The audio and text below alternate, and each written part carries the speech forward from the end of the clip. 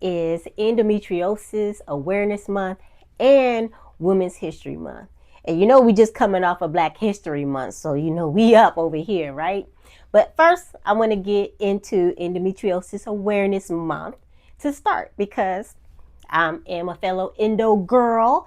So I want to share my story with y'all. When people ask me, well, what is endometriosis? From my own little brain, I pretty much kind of try to tell them, it's my estrogen is jacked up. It's usually how I start. My estrogen is jacked up, and the fact that my estrogen is out of order every time I have my cycle, and normally we shed our uterine lining, my stuff just pops off like it's lint to every place inside my body where it is not supposed to be, right? So, and of course that fills up with blood and all of that gore and pain and drama, but it is what I have. I was diagnosed with stage 4. I've been dealing with endometriosis since probably around 14 years of age, but I wasn't officially diagnosed until I was 24 years old. So I've had 3 laparoscopies, which basically they kind of cutting slits in my stomach and sticking a camera in there to kind of look around and scrape some stuff off. For real, I believe my surgeries cause more drama and pain in the healing process than my endometriosis itself. Like, it's ridiculous.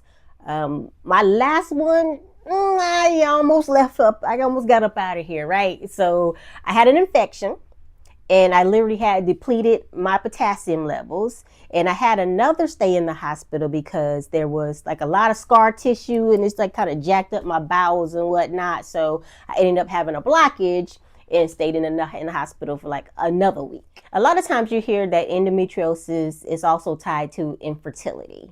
And a lot of people are able to go ahead and get pregnant. It takes work, but they are able to get pregnant and actually have normal deliveries and whatnot, maybe with a little bit of help, but usually your best odds are after your surgeries. But unfortunately, that's not my testimony.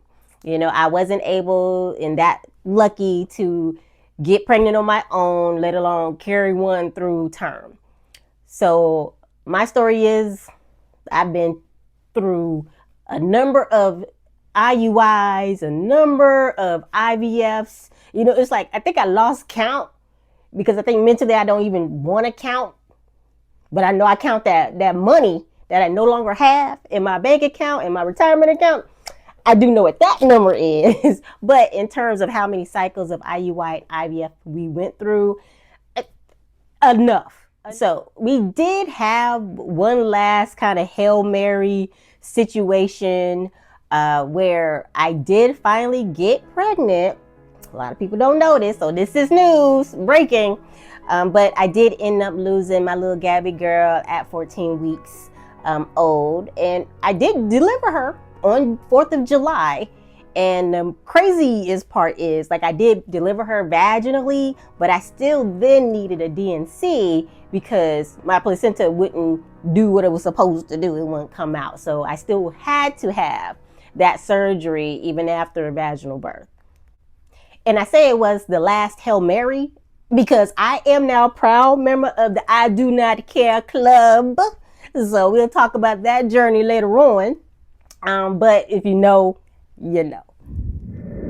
So within a year, within really that same year, I hit my highest of highs to like my lowest of lows that I've ever been in my life. So that still sits with me to this day. And Gabby girl is definitely always a part of my life and always will be. But God, that's a funny guy there, right? He still has a purpose for my life.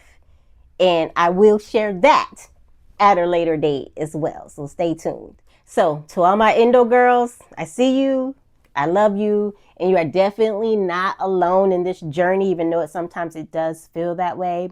But I do want to give a special shout out to your partners that have lived life with you through this up and down that we call endometriosis and or infertility. because if you know like I know, we've been putting them through it. We've been going through that. Hey. But I do love you. I do appreciate you. And happy Endometriosis Awareness Month. Bye.